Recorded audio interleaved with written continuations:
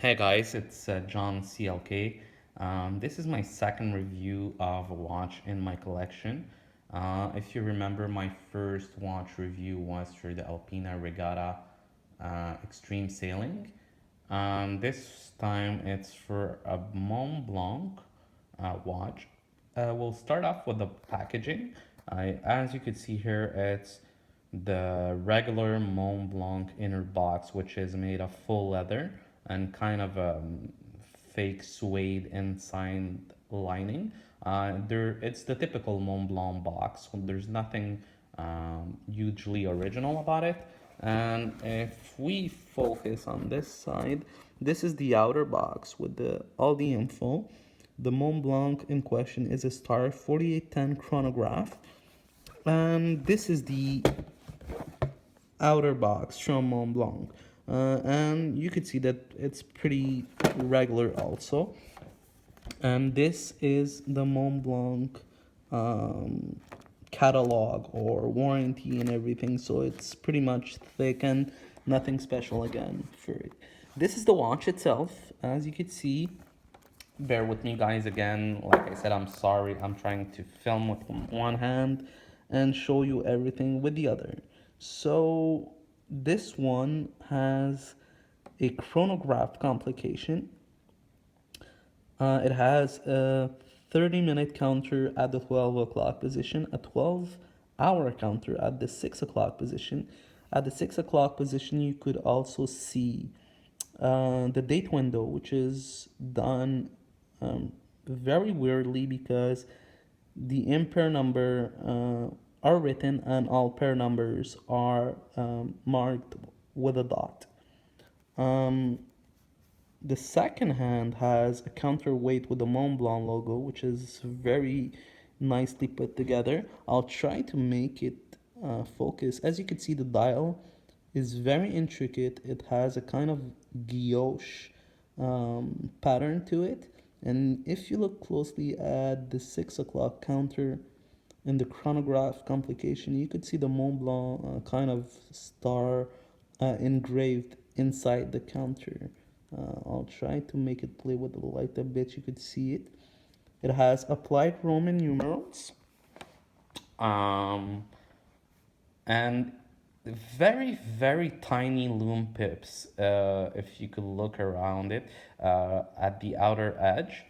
um, I was quite surprised, to be honest with you, because they're, like you could see, they're extremely tiny, but they light up incredibly well for their size. Another touch that I really liked is the tip of the second hand is red. The tip of the this the markers. I'm sorry for not finding the words. Are also in red. So let's start a chronograph. I'll try to do it again with one hand, guys. So bear with me.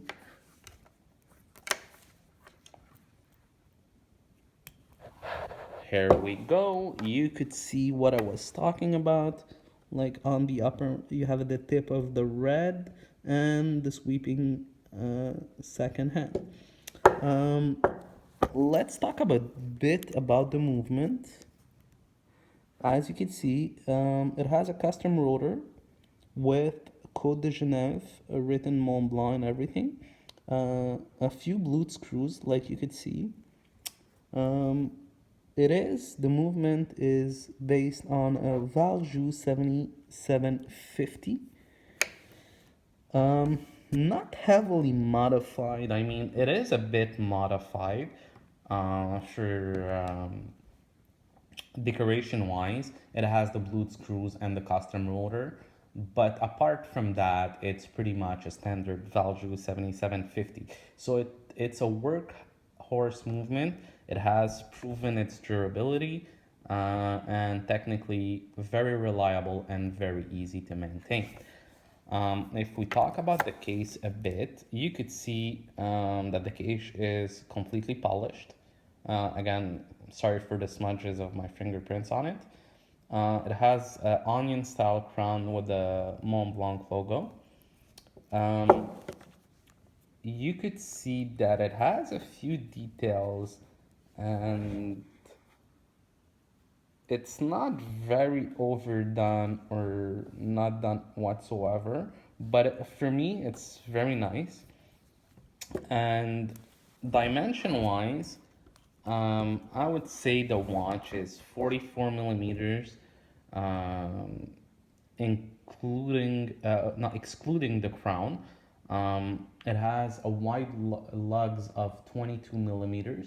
Uh, Thickness, it's not very thin and it's not very thick. We're looking roughly, I measured it 12.8 millimeters. So if we round it up, a thickness of 13 millimeters. It comes in a genuine alligator bracelet. It's not like a simple leather stamp with the alligator pattern. It's a real and genuine alligator. It has a deploying clasp with a double push button. The clasp is signed Montblanc here with the logo. And if I could get my camera to focus, again, bear with me, guys, because I'm trying to show you and film in the same time. You could see here that it has the Mont Blanc engraving in the inner of the clasp. So, what do I think about this watch?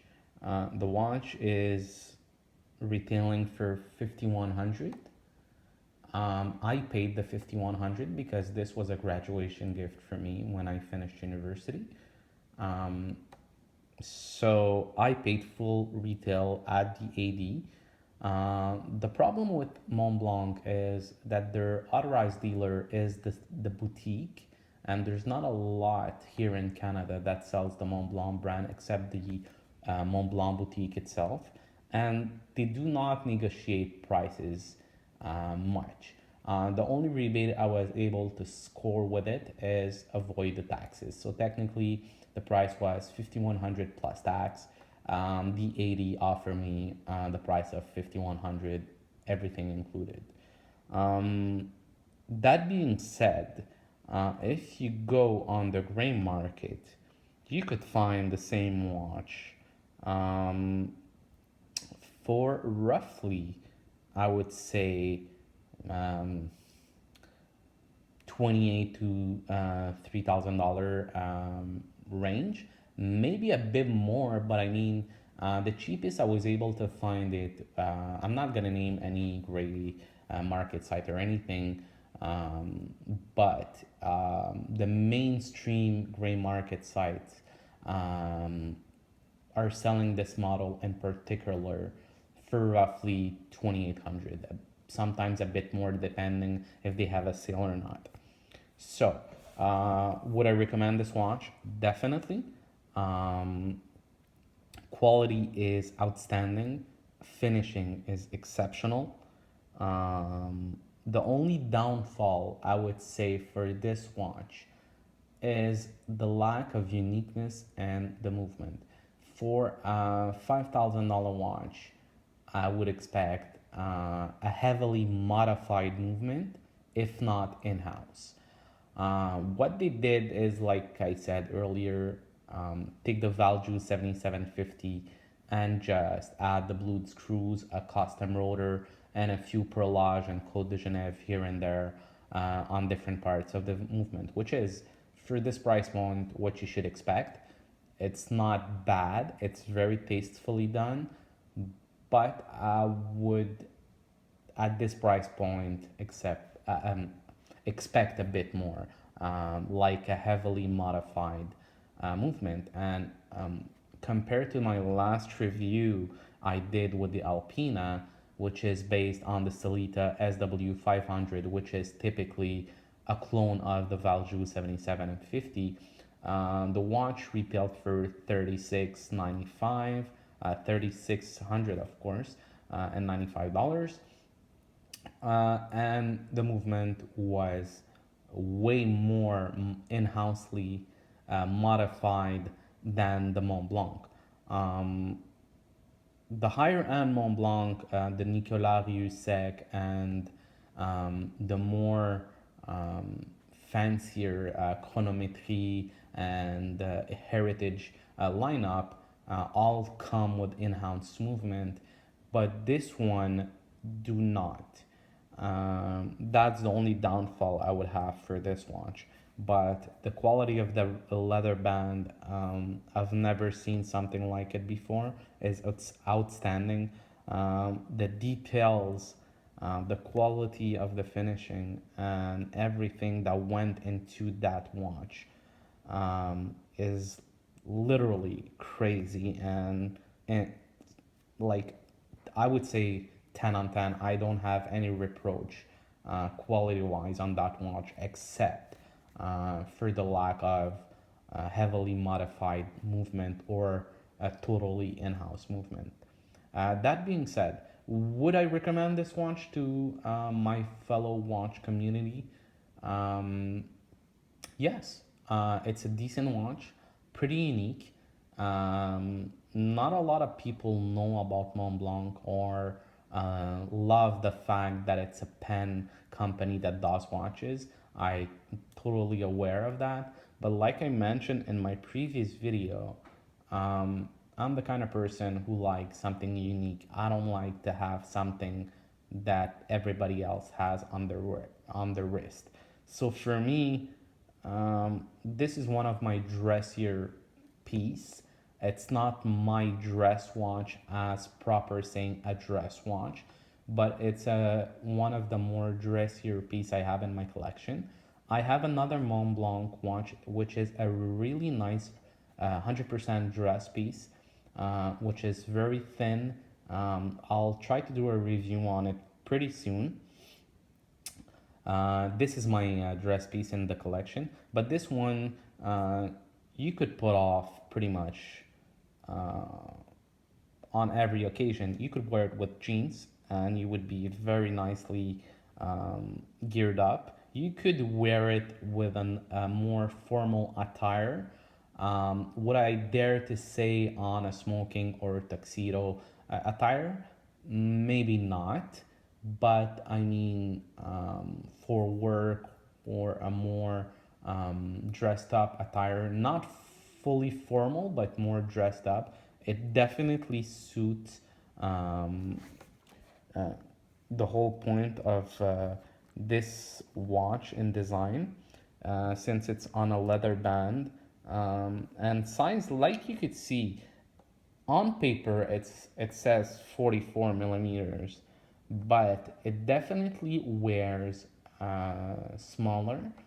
Um, I don't know if I would dare say it wears like a 41 or 42. Maybe not that much like a 41, but definitely a 42 millimeters. The only maybe it's not a problem, but I would say um, uh, something that irritated me at first is since it's a real alligator band, when I first got the watch, it was pretty stiff.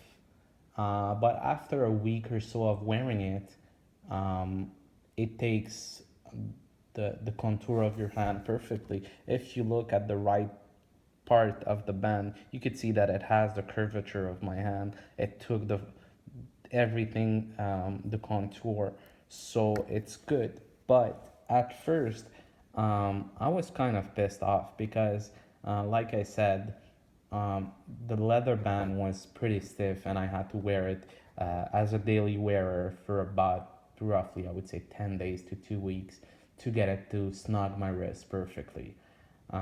Other than that, I would say the watch is flawless. Um, and you guys probably know there's no such thing as a perfect watch.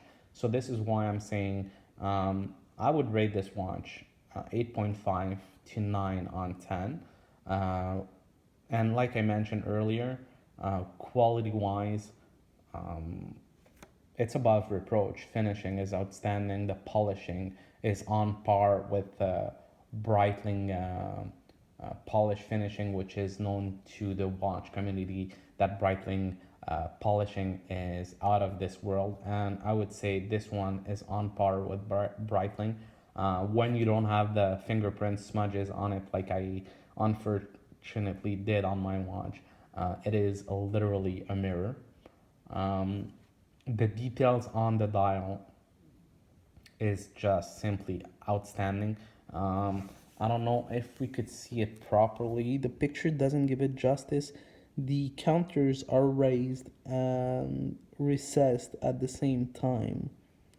Um, the chapter ring made in black with the scale all around it gives it like that pop and gives it that classiness.